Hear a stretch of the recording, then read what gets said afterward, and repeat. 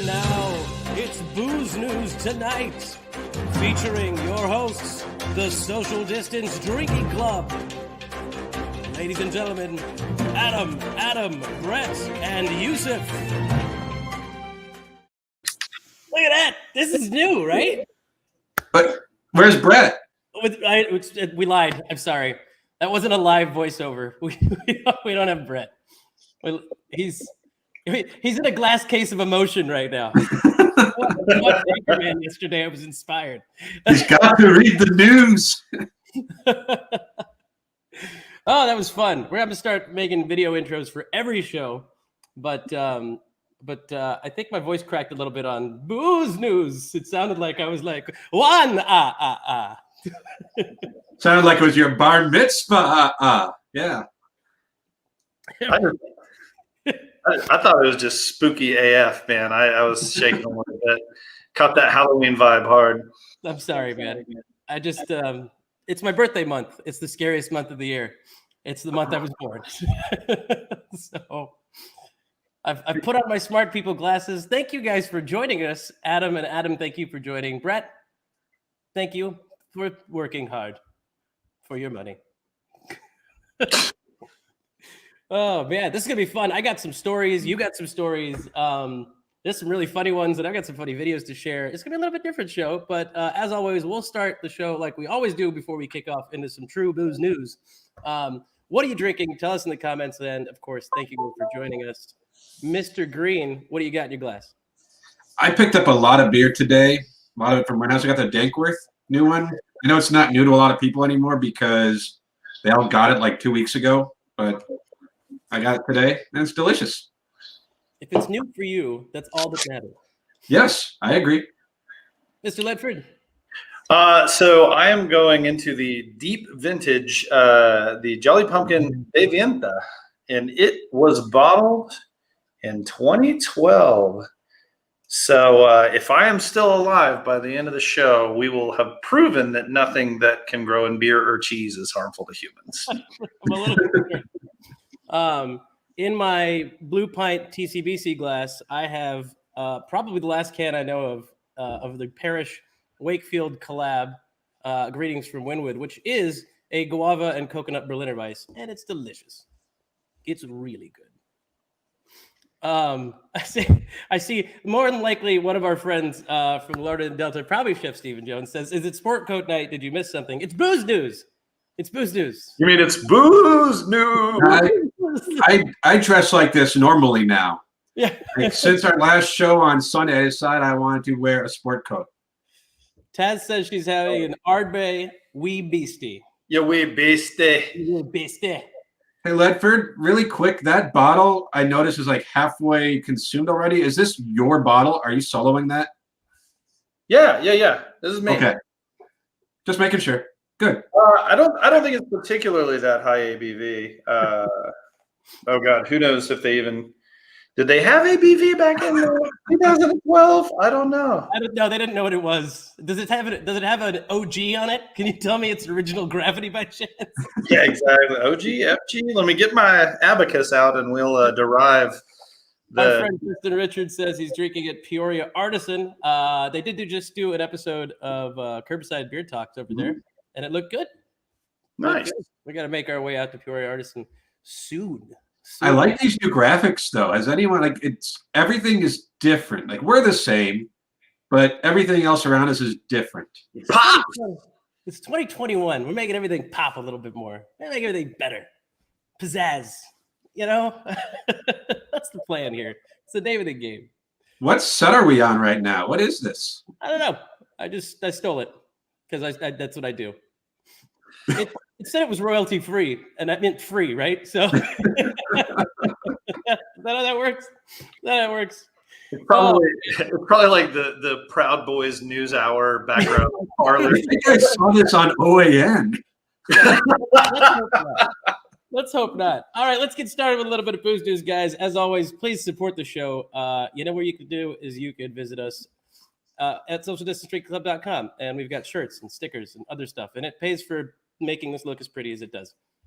It definitely doesn't pay for our beer because we have a crippling alcohol addiction, and it's too expensive. Not crippling. No, I can still walk most of the time. Yeah. Yeah. But with that being said, whoa, great. Thank you, Ryan.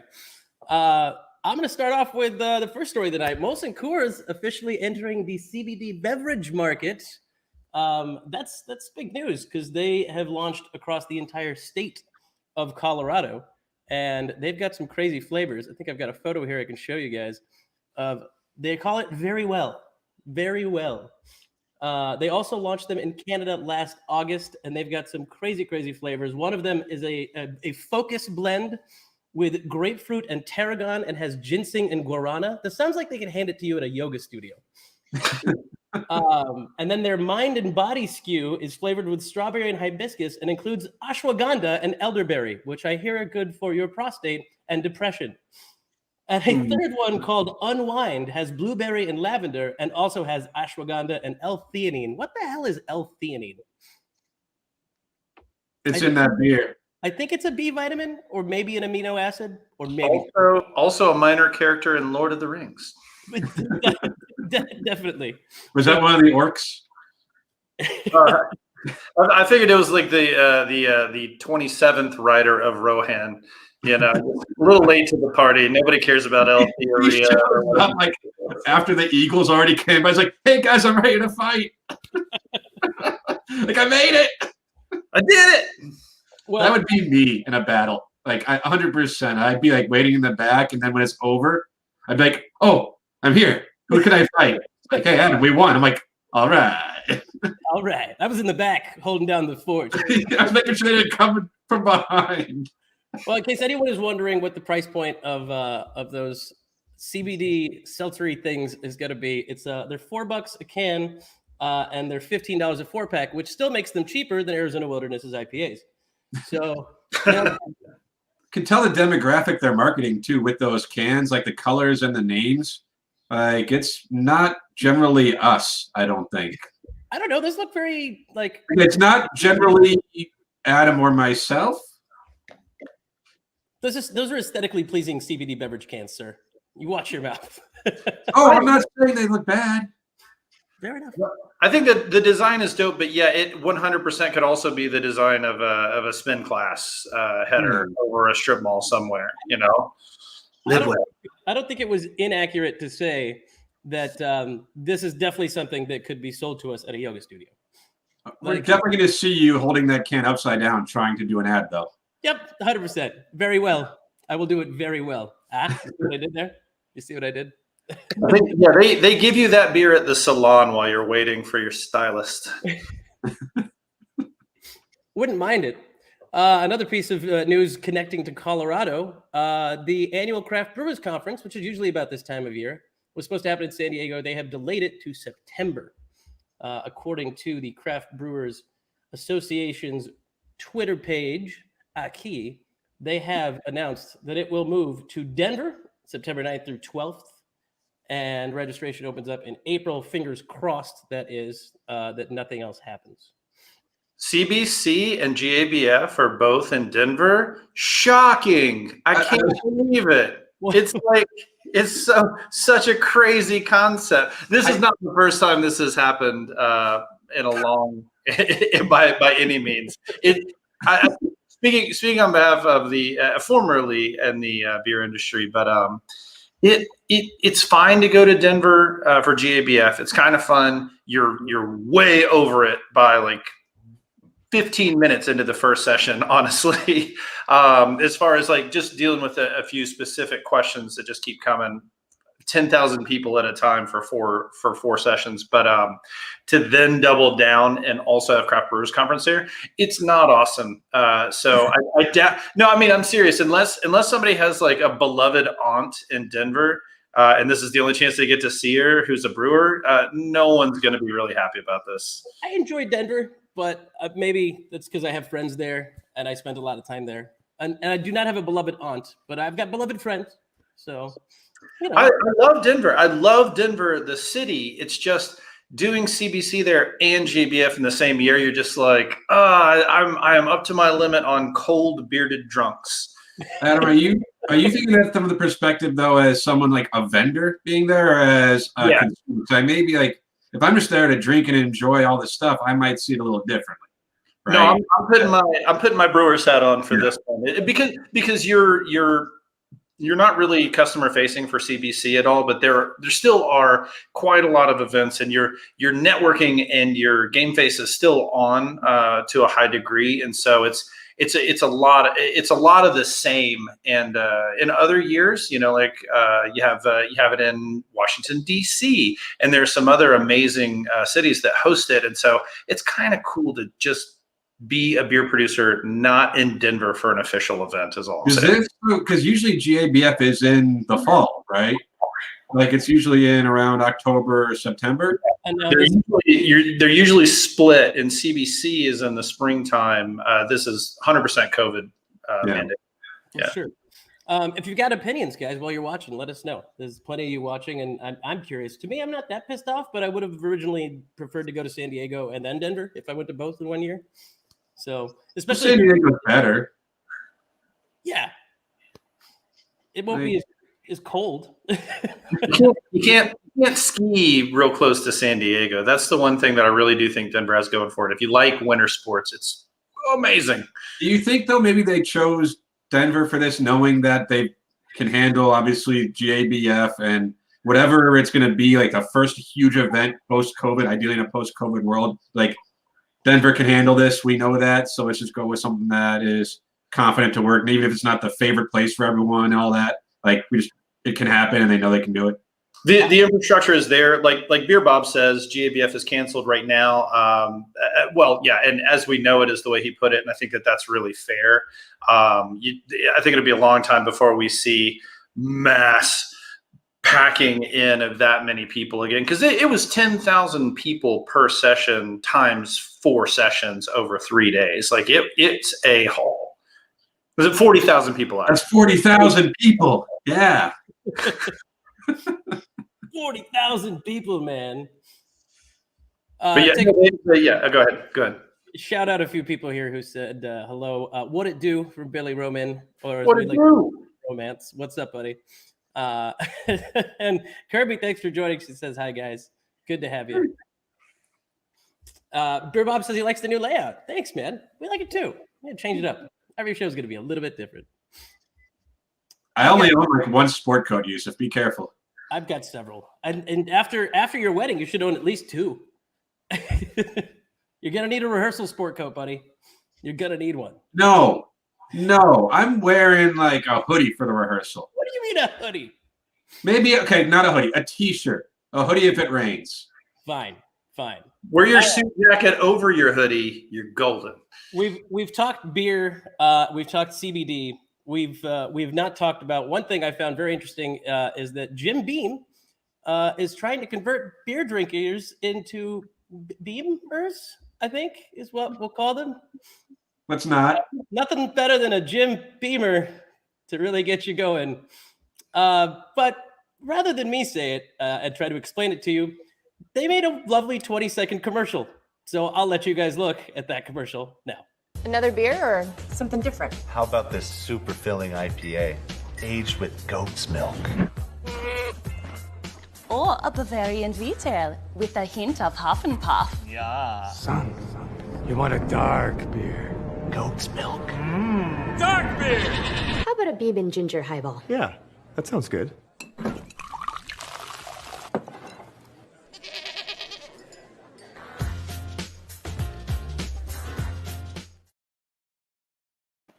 Listen to Gandalf. If Gandalf says drink a dark beer, drink a dark beer. Gandalf the Grey, and he was still all about that dark. You want a dark beer? I don't know, man. That IPA with goat's milk sounded pretty good right now. I feel like every person who is at the bar, like male or female, is looking at that guy and be like, that guy's not getting laid tonight. He literally has no idea what he wants. Hey, do you think a beer with goat's milk is lactobacillus in it? I'll see myself out. That was just me trying to remember where the distance button was. That was right. That was the delay in that one. It's the delay. It's a new studio, man. I don't know where all the buttons are. Lord. I will say for that commercial, obviously, it's just like the cliche. Why am I down here now? Okay. Cool. Like the cliche of beer drinkers, like the bearded guys, IPA, craft beer. The other ones I think were just ridiculous, but those guys with the beards, that tracks. They were pretty funny. And that was their original post there. A new year, we can all use a break from something. Give beer a little space. Drink a Jim Beam highball. Shout out to you, Jim Beam. I don't like your stuff, but someone did call you guys out right there with the Jim Beam Budweiser Copper Lager. Whoops. You done messed up, didn't you? And the internet remains undefeated. Usually does. It usually does. That reminds me. What's that? I was going to say, that reminds me of when Budweiser did the shame commercial during the Super Bowl, and they're like, "Who wants a peach pumpkin ale?" or whatever it was, and literally they had just acquired Elysian, and they made that exact beer. Like, yeah, that's you gotta get your writers in a room together, you know? Yeah. Yeah. You feel like though, like there's this like people like we drink liquor too. Like we're not just beer drinkers, so it's like it doesn't have to be a rivalry. You don't have to be like, don't drink. It's like drink this when you don't want to drink that. That's fine. There's no reason to like talk shit about beer. Like there's room for both. And like craft beer is the exclusive domain of snobbery. Like the next person over at the bar is not going to be like, Jim Beam, what are you on a fucking budget? Get some you greasy bastard. Yeah. Shenanigans. Did we pop up Beer Bob's comment about drinking Malort? Yeah, he said he'd rather drink Malort. And Ryan said, no, more hipsters on the whiskey train. Less surprise find shelf pappy for you. Like that's the unintended consequences of their sales pitch right there. You get more hipsters drinking whiskey. It's true. What's next, boys? That's it for my stories. I know you've got some stuff, Mr. Green. Yeah, well, I sent the links to you. I'll just go with whatever order you put them in. Tell me, you got the banners, don't you? Yeah, I do. I did a thing. Let's go with the beer industry trends to watch in 2021. Yeah, let's do it. And I'm going to pull those up. But while I do, why don't you give us a bit of an idea of what this story was actually about? Well, yeah, we know obviously beer has changed from when we last knew it, with a lot of places not either having on-premise consumption or a lot more canning. And it's kind of like, where does the industry go from here? Because there's going to be a post-COVID world, but it's not going to be a month from now. We don't know when that's going to be. So it's like, how are these breweries, how are they staying just around? How are they getting their product out there, still innovating and staying in business? And this article here, which we talked about earlier in the week, and I know Mr. Ledford really appreciated it too, just the perspective that they had on things to be looking for the brewing industry going forward, or at least this year. So a lot of interesting stuff, I thought. Yeah, I'll say all jokes aside, we can post this in the chat in a little bit for the URLs for this and all the other articles that we're linking here. This is one of the best articles I've read in forever that really describes industry news. You don't have to be in the industry to appreciate it or enjoy it, and they don't do any of the dumb cliches, and the quotes are worthwhile. So yeah, no, it was a great find, Adam, and kudos to the author of this too. Yeah, I mean, the big thing obviously that says like number one here, cans and bottles, because how many places that didn't do a ton of canning are doing more? Either they're doing all canning right now because there's not a lot of on-premise consumption. Like we know our friends over at Rent House, they haven't opened up their tap room. I mean, it's been closed since last March. You know, they've been canning or bottling everything, and they always canned and bottled, but I'm sure they've ramped it up in a tremendous way, and a lot of other places doing the same thing. And the fear, of course, is there's a finite amount of cans out there. Yeah. So like, how does that balance? Because now the demand is a lot greater than it used to be.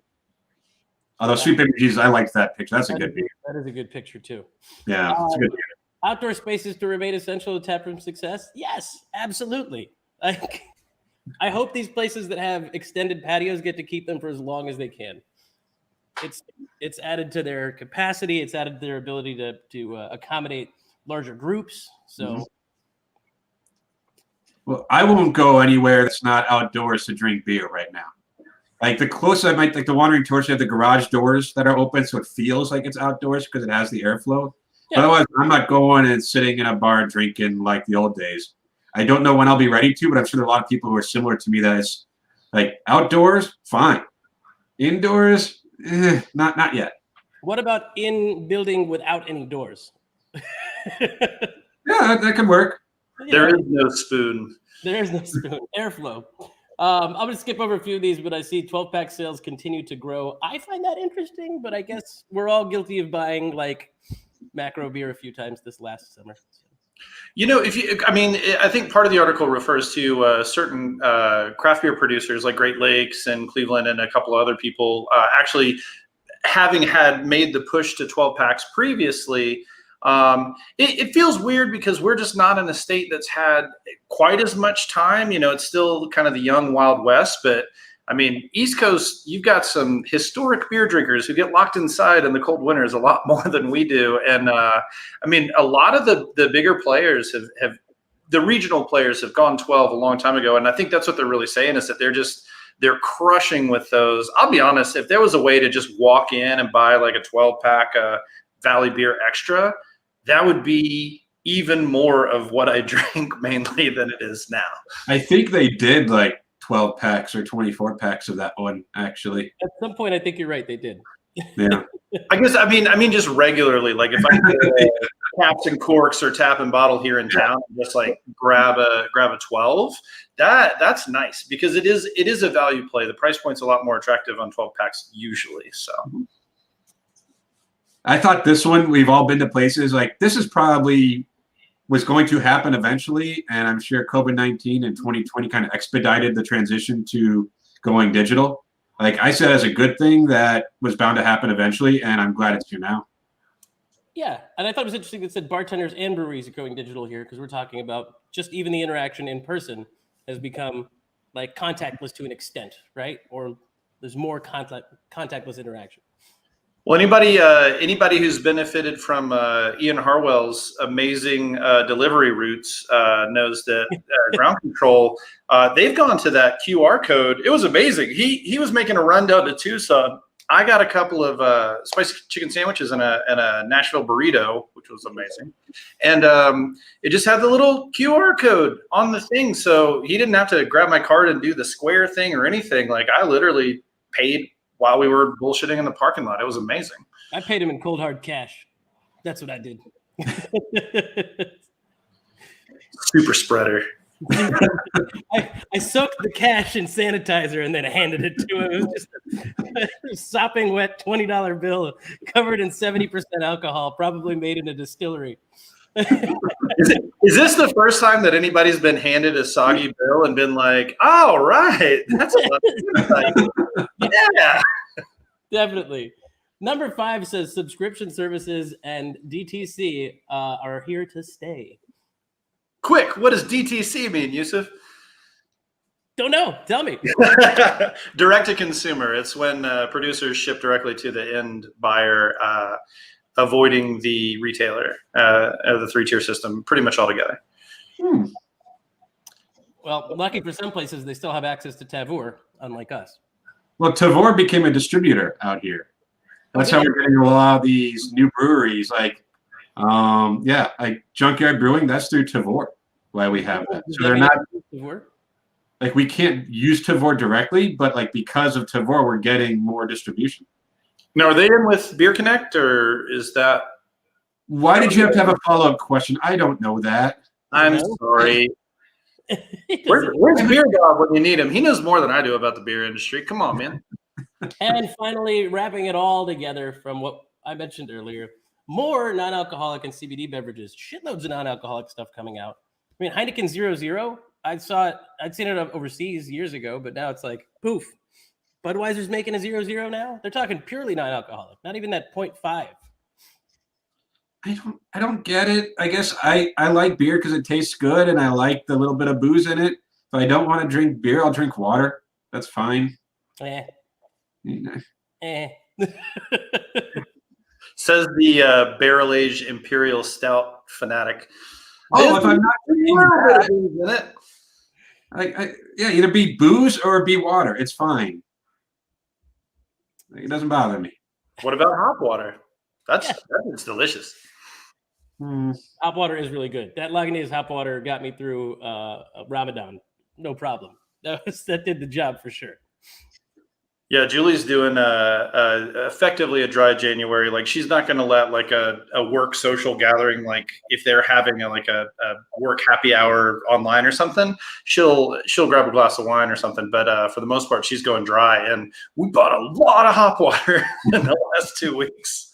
I got to buy the case, man. That was the first case I got was from Ian, actually. Delivered. It was great. With a QR code to pay. Mr. Ledford, I know you've got a story, but Adam Green's got one more with the lead. Those are bad cans. Tell us bad cans. Tell us about the bad cans. Yeah, apparently Sapporo breweries had to halt a beer release over a misprint. Yeah, I don't know. I mean, it's the Japanese ones, and I don't, read the language. But according to this article that was in a language I do understand, it's supposed to be a lager, but instead of the E, it was an extra A. So it's lagar. And how embarrassing. Is there egg on their face or what? Please tell me lagar is actually Japanese for something really dirty. It's either that or the person who is in charge of labeling for Sapporo has brought shame and dishonor to his family. And it's over. That's it. You can't. You've been doing this for years. How dare you? How dare you make this mistake? Yeah. I mean, it's sad. But is it harakiri now that person has to do? I think you're thinking of the right thing. There's also seppuku, but let's not try to act like we're experts. No, I just Googled this right now. That's what happened. I couldn't remember what the name is when you fall on the sword because you done fucked up. Oh, I think that's Harry Carey. Harry Carey. I remember that guy. He was a Cubs fan, right? Here's a good one though. In statements, both the brewery and convenience stores said they, quote, sincerely apologize for the inconvenience to customers. And then Junku Fukuchi, a spokeswoman for Sapporo, admitted that the error, though very small and easily overlooked, was, quote, embarrassing. Shame. Where's the shame bell? Shame. I wonder how many people actually noticed it. Like, having been in the journalism industry, people don't pick up on typos and errors like that. So I would bet you most people didn't notice on the can. Did you end up in production? They did. We have had so many messages from members of the public saying it does not matter to them, and we have been inundated with offers from our customers to help out by drinking them. You know what, Sapporo? I'll help you too. If you want, there are a bunch of illiterate Americans here. They were storming a Capitol the other day. They'll help drink the cans. They can't read lagar either, so it's fine.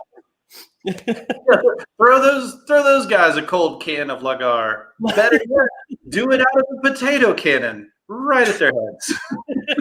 Maybe they'll smash it on their heads to open it. Hey, you never know. Hooray!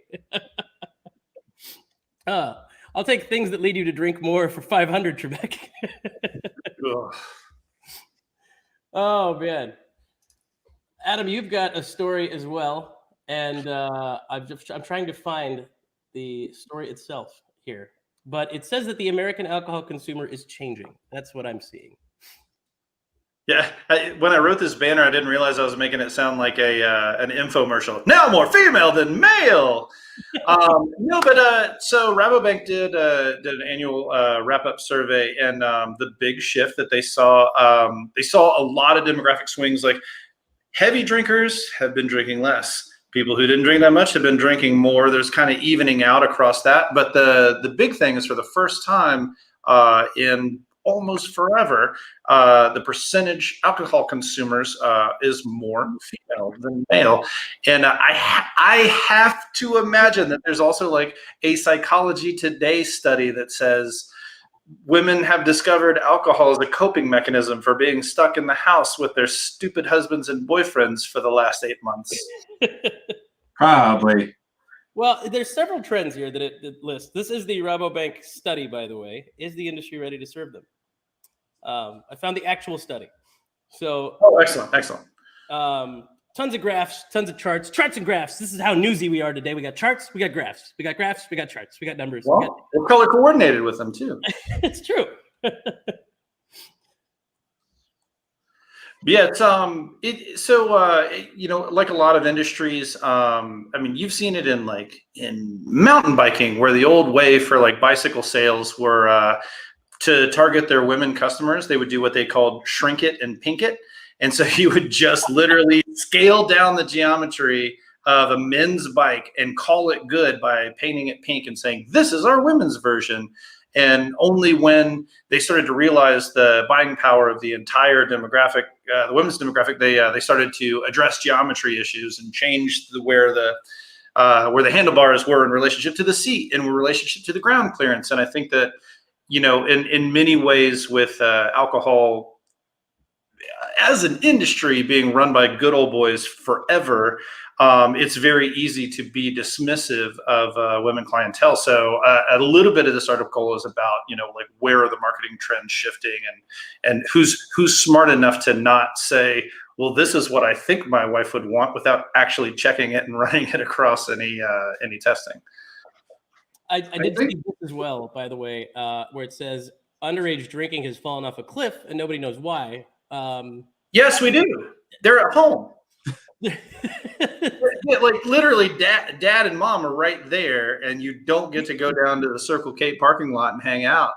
Like that, how do they not know why? And mom and dad aren't going to share that alcohol with their kids because they need it for themselves. Now I'm sad. Oh. Do demographics help explain why seltzer hit the sweet spot? No, probably not. They do not.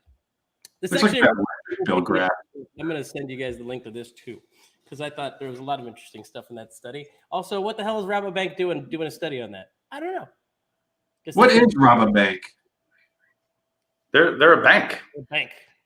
Yes, it's consumer studies, so it's valuable information to know where the money goes. It's true, and I guarantee they're probably lenders to some pretty big spirits and beverage companies too.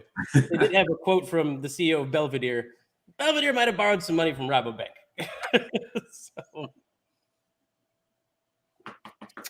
That's some good booze news today, boys. Yeah, It's real nice. Pro. It was great. It was great. Are we opening up another can, or are we wrapping this bad boy up? Let's open up another can. All right, I'm in. Let's do it. We'll open up another can. Open up the floor to you guys for questions and ask you guys what you're drinking.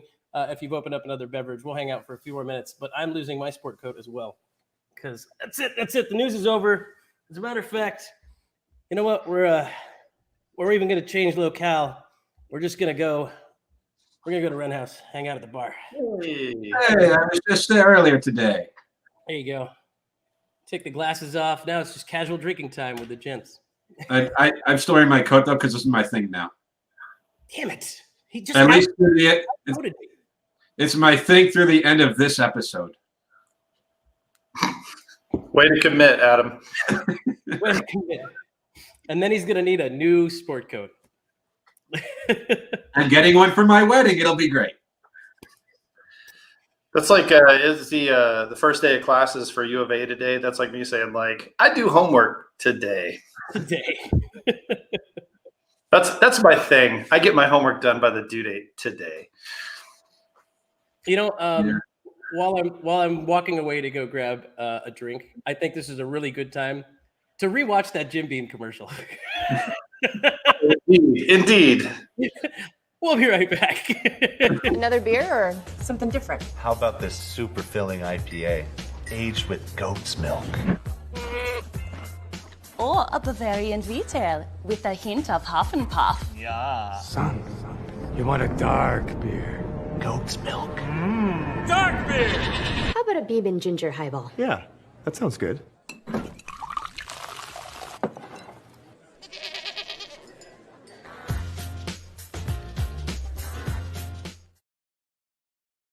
Your timing was impeccable. His was not. Damn it! 20-second commercial break. Jim Beam, I'm never doing that again unless you call and pay me. The studio is so much further away from my beer fridge than I thought. Sorry, it happens.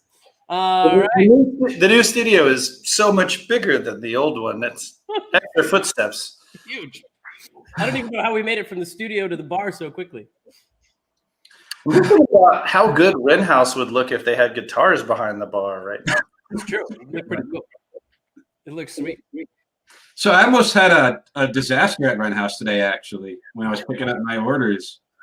They did a special beer last week, a Predation Noir, which sounded amazing. They were doing crowlers, so I ordered one. And I think that was like Thursday or something is when that happened. That's too long, man. I learned the hard way. I went down there today to pick up all my beers, including that, and they almost didn't have it because apparently they oversold them by one. And I was evidently the last person to go down there to pick it up. They made me a fresh crowler. I guess I still had some like in the tap, so I got a really fresh one. But I'm just like, whew. I would have. It comes up amazing. Oh man, guys, I missed a key piece of booze news. Well, I already got my jacket on, so it sucks to be you guys. The Rock is partnering with Encores as well. What? Yeah, you know what? It's a good wrap up story. I'll pull it up. Isn't he making enough money with the Fast and Furious franchise and Terramana? I like that I had to put the coat back on. Hold on, guys. We have to leave the bar and go to the studio. We're so ready. We're so ready. All right, there you go. Also, Beer Bob asks, should we be expecting sport coats every show? No. Just the booze. Only news. for booze news. Maybe. But, Bob and his wife are drinking Agnello Blanco de Pinot Noir. Peanut no ear. Peanut no ear. That's delicious. All right, quickly, guys. We're running back to the studio, and we're there. It's incredible how quickly we got there. Do we need the video again to start it off? Do we have it's more booze news tonight? No, I'll just say it's more booze news. What do you think he's going to get right first? A Boston accent or saying booze news without sounding like old man Withers just got caught? How would you say that if it was Halloween? Like, it's booze news. It'd be the same. You've messed it up for me. It's over now. I'm never doing this again. And I thought you guys were my friends and you loved me. But guys, The Rock and Molson Coors are launching a beverage. As seen here on Forbes, I'm using one of my 4 free articles for the month, guys. Hey. Really digging deep. Zoa. The drink is called Zoa. And they're launching a new energy drink in March. That's be interesting. They spent 18 months developing it, apparently. I don't know. I learned a little bit about how energy drinks and like beverages are put together. And apparently there's this massive company in Colorado that actually does most of the formulas and like formulating flavors and stuff. They don't do any of the branding or production. They just come up with the flavors. You work with them for up to a year, like a flat fee to set up drinks. So 60-ounce can has 100% vitamin C, B complex vitamins, and let's see, the essential vitamin D, a blend of green tea and green unroasted coffee, electrolytes, and amino acids. This just sounds like the less hippie, non-CBD version of what we looked at earlier. I can't get past Zoa because I immediately think protozoa, like the parasitic single-celled organism. Like, I'm not drinking that. Like, it is not happening. I'm kind of with you on this one. It's like that company that tried to do Soylent because they thought it was really cool to do the throwback to Soylent Green, and I'm like, no, it meant people the first time. I have Soylent in my fridge. It worked. Yeah, we're on different pages with this. So there you go. There's The Rock and his business partner with a can of Zoa. Seems to be paying some sort of... Is this a test, though, that is everything The Rock does, like, is it badass? Because if this sucks, then it goes against that theory. Is like, that... It looks cool with him holding it, right? Yeah, it looks really cool. And it's one of the few photos where The Rock is not trying to fix his sleeve. So this is one of the few. Ballers. Yeah, exactly. Well, that's about it for booze news, guys. But Oh, hey, how's the new Wally, Adam? It's very good. Also, I really like the can. It has all the Wallies. I don't think it has this one though. That would be pretty meta if it did. Oh man. well, I went for the old standby, so there it is. I did it right this time. He did. Sport coat, new studio, fancy glasses. This may be the one, Yusuf. This is This may be the episode that they come a knocking, my friend. If they come Do unnoticed. it. Yes. Hey, truly. Delicious wild berry. Mm. No, the label. You need, Look at where the mouth is on this. You want me to have it just dripping down my face? Like, it'll look like a freaking Malort. kinda. Shut up. Hey, audience, post in the comments who does want to see Yusuf try to drink it out of the side hole. I know I do. It was very difficult. And just for Brett's sake, drinking out of the side hole is not a beer name. No, it's definitely not a beer name. Definitely not a beer name. Oh, unless you made a beer specifically for shotgunning. Drink it out of the side hole. You might have just given away $1 million marketing idea. At least a beer name game for next week. Drink it out of the side hole is patent pending, and the design with a side hole that you can easily punch is also patent pending. And it's ours, and we just said that out loud. So We're gonna be rich. Sour IP. I'm gonna go work on drinking it out of the side hole. That sounds dirty. And with that being said, thanks everybody for joining us for our first official booze news of 2021, and more. In the studio. It is, and more to come. And well, take care, everybody. It's been a pleasure. Cheers. We'll see you soon. You drink it out of the side hole.